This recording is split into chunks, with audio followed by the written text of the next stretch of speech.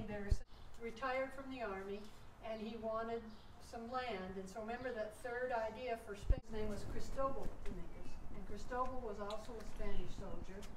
But he did this wing and half of that wing where all this portrait thing, this was the wall. And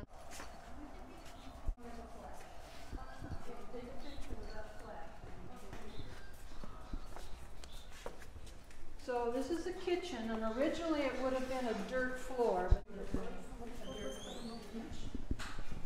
And the rafters are wood.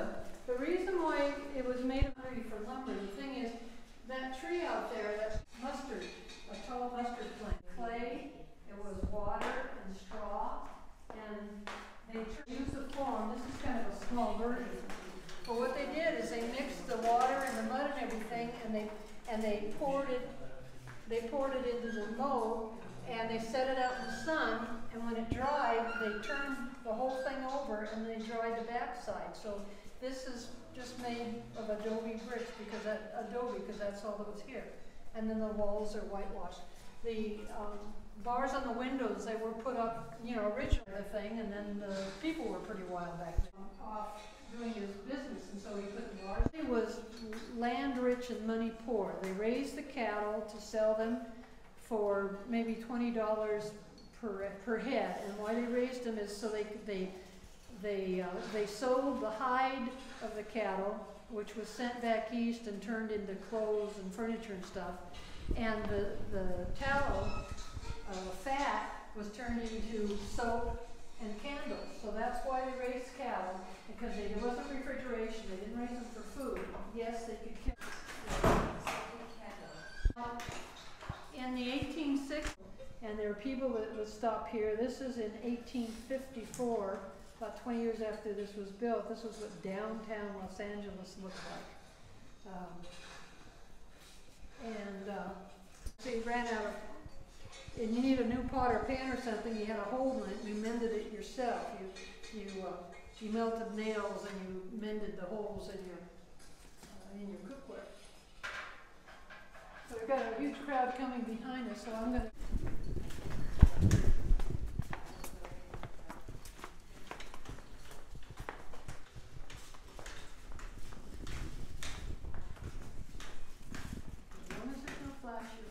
This is Manuel Dominguez on the left, and his wife, Maria Gracia Dakota.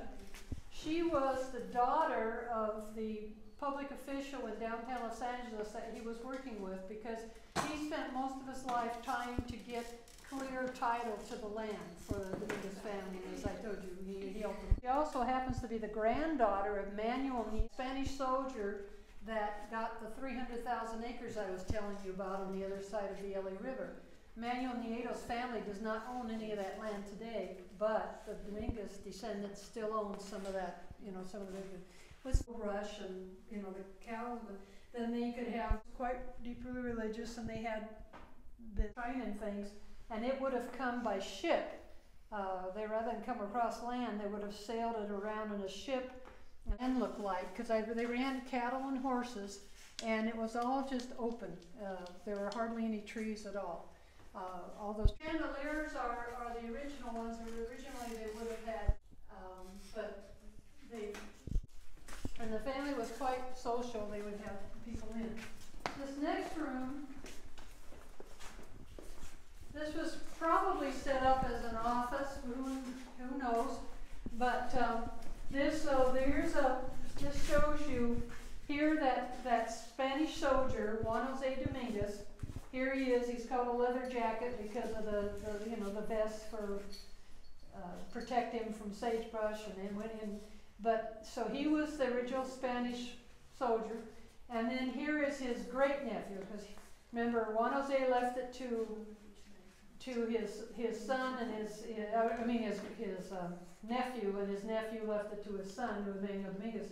And he had brothers and sisters, but he was a more assertive, and so he bought the land from his brothers and sisters and consolidated and made it one. So there's Juan Jose Dominguez, the soldier, and then here's Don Manuel. So he was Manuel Dominguez until he became very wealthy, and then they put the name in Spanish. They put Don on before to show that, you know, how much wealth he was.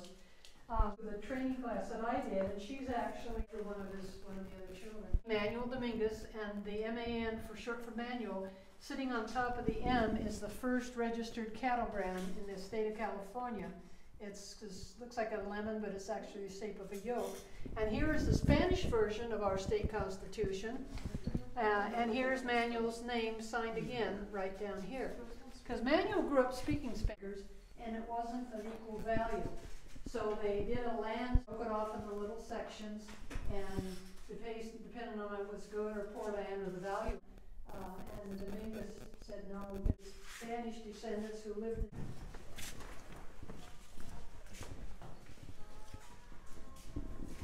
So this room was probably a bedroom back then, but they set it up like a parlor. Remember, I told you that they had 10 children, 2 boys and 8 girls, and but when they died, they just had 8 girls left. Well, they only had 6 girls left, married, but only 3 had children. So here's Anita, who married with no children. Here's Guadalupe, who never married. Here was the second daughter to marry, was Victoria. She married George Carson, and one of her sons is who the city of Carson is named after. Here is Susanna. She married a man named Dr. Delamo. So if you've ever heard of Delamo Boulevard, it's that Delamo. And then here is the youngest, Maria de los Reyes, and she ended up the wealthiest because she was married a couple times, didn't have children, but they would have looked at these, like Harper's Bazaar, a magazine from the 1800s, 1880s, and they'd see what they want, and then the seamstress would come and console them their clothes. This is a portrait of Susanna Dominguez del Amo, and this other one, La Sala. And when we came in the kitchen, but visitors would have come up the front drive, and they would have come through these double doors, and they would have been received here in the living room. Here is a portrait of Manuel Dominguez holding those important papers signed by President Buchanan around 1859, giving the Dominguez, under the United States government, the private ownership of the land, and that was the very first private ownership of land in the United States for California. That was the piano that they had. They liked music. You'll see other evidence of that. That photograph there, Dominguez Delano, and here's her sister, the first one to get Watson, and Industries or whatever. And that Watson, if you see Watson, think Dominguez, because that's where the Dominguez family. See that they're sitting in the pictures. These were from the Delamo mansion over off Wilshire Boulevard. And this portrait was done about the same time with the John C. Fremont expedition for when he was surveying for the railroad that ran from the east to the west coast and brought people out. When Manuel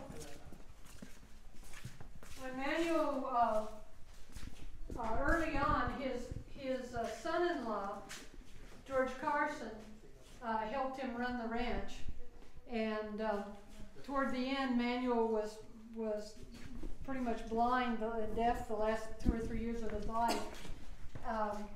But 9 of the 10 children were born here, and this canopy bed, and then Manuel passed away here. There were no bathrooms in here until like this. And I've had visitors come that tell me that the outhouses, as you come in off Alameda to your left, that's where they had the outhouses that they used back then.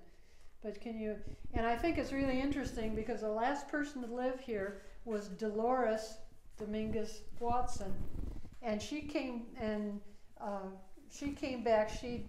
She died in about 1923, and the fact that she would come back here, to live in water, this, if I'm saying it correctly, is where you store their clothes. And I thought, I guess it's big hard to make a closet out of these bricks. You think it'd be on his trips, whether by stagecoach or riverboat, whatever, going to Monterey. and it was specially made for him, padded. You can see where you practically see where he was sitting. And that's a foot bath because although it's a wooden floor now, originally it would have been a dirt floor, and anything dirty when you went to bed would be the feet. You can tell the family has wealth is that the tops of their furnishing have marble like that. And this is what's hanging here is this artwork is made from hair. Apparently Sears catalog you could buy hair that you could weave into things like that. Go down a little bit here. This is the chapel. Once Manuel became so quite ill toward the end of his life, he no longer would have taken the carriage into Los Angeles to go to Sunday Mass, because part of their religion is you go to Mass on Sunday. But they got special dispensation when they turned this into a chapel for the priest to come and do the Mass here. So this is the chapel. When the house was renovated and then built, which was 1826, come in and participate in the Mass. Painting of St. Peter that was given by the Vatican to the Dominguez family because 75,000 land grant was called Rancho. The year that saw this land and named Peter, but a saint by the name of Peter, it was his birthday, and so the daughters.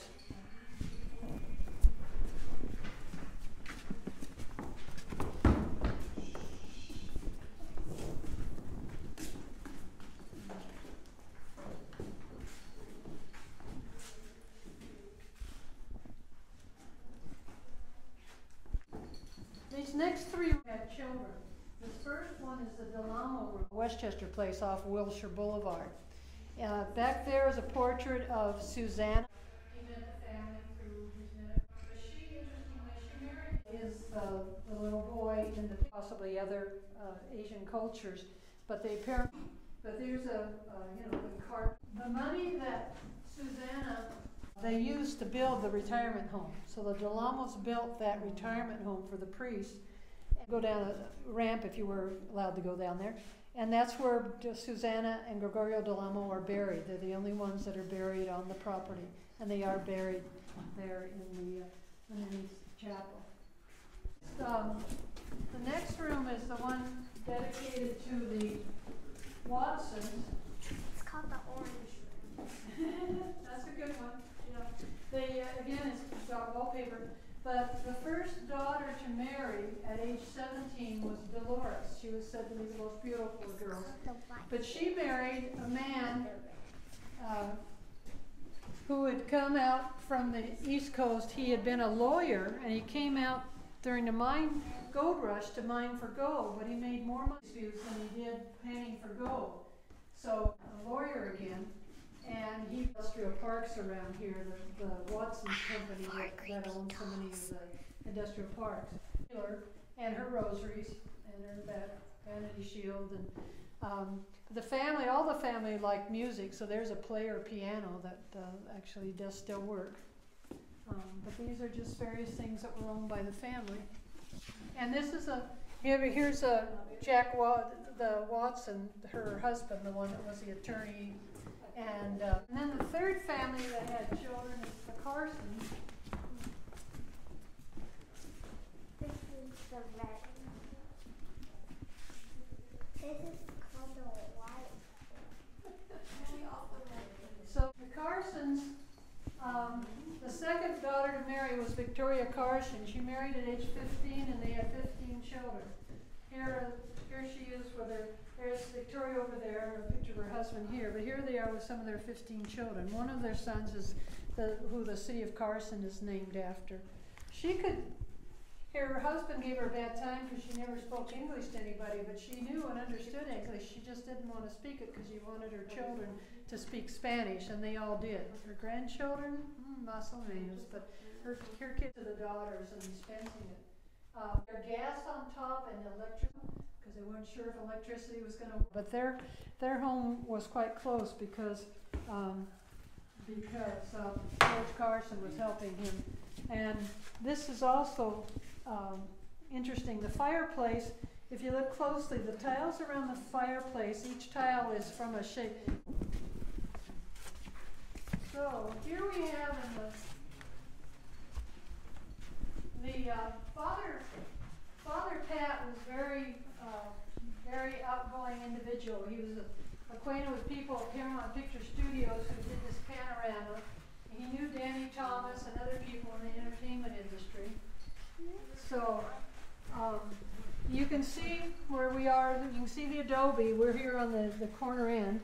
And you can see how close the Carson home was. George Carson was helping Manuel run the ranch. And you can see how close he was. One of the reasons for this room is because in 1910, the second International Air Meet was held on the property. When flew at Kitty Hawk.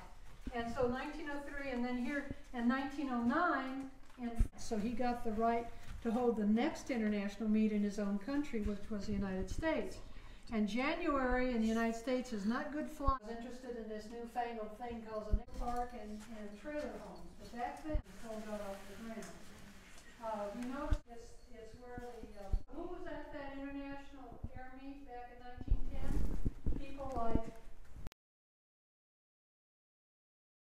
outside. They're not surrounded by wood. That air meet I told you about.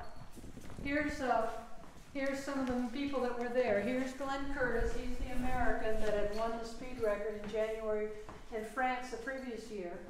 And then here's the Frenchman that I mentioned that came with his wife and his poodle. Here's Father Pat McPaulin, who just died about 6 years ago, who set up this as a museum. And here's somebody else that was at that air meet, was Tiny Broadwick. She was, at the time, she was 17 years old, but she was a widowed cotton mill worker and a mother. And she went to a fair, and she saw these men jumping out of airplanes and parachute. This was her when she was, when she was just 17 or so. But here she's standing with the second man on the moon. And she's not on the moon, but she's standing with a man who was the second. There's a kind of a picture of her sitting on the airplane before she jumps off. I heard a special done on her the other day, playing solo before World War I. After World War I, there was the military was teaching people how to fly.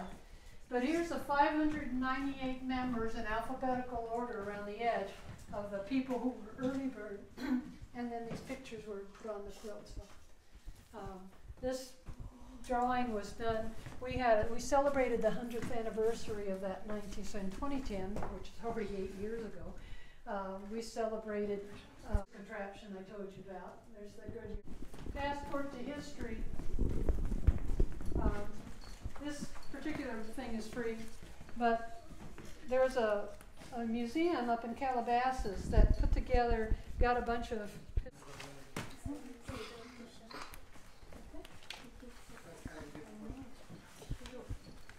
my granddaughter.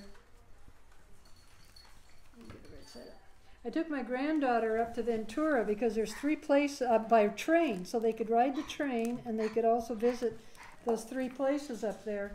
And as we were coming back on the train, we were talking with the conductor, and he's doing this passport to history himself. So you run across people all over. It's neat places to visit.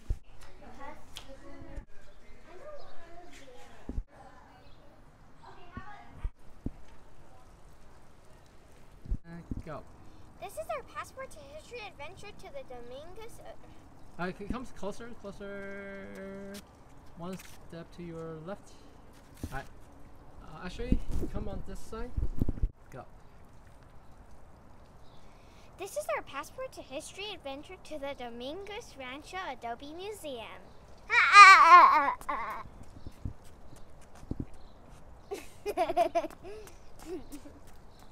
Alright, let's do...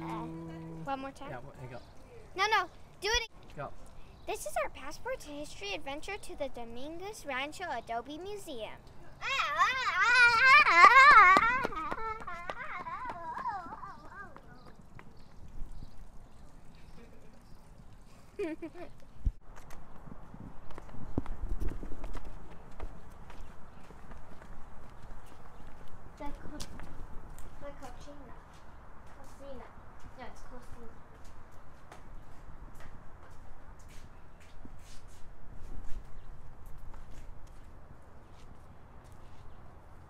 Right? This is a Mexican So that's costing. In Italian, it's cochino.